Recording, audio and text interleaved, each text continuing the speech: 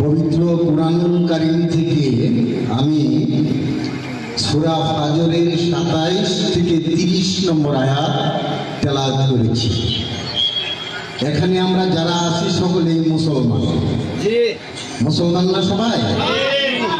মুসলমানদের, সকল মুসলমানদের দিলের যে মাকসুদ, আমাদের যে আশা, সকলের দিলের যে প্রত্যাশা, সেটা হলো জান্নাত। আমাদের সম্ভব না দুইটা।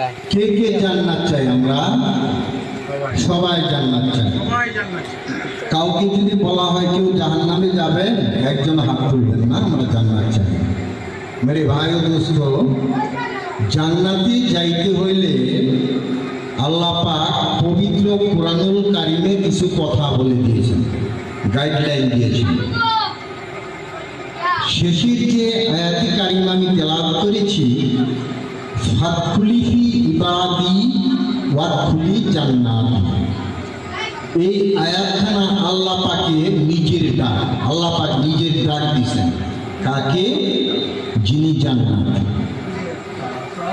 আমরা তো জানি যে আমরা মারা গেলে পরে হাসর হবে, হাসরে বিচার হবে, বিচারে যদি পাশ করি তবেই জান্নাত।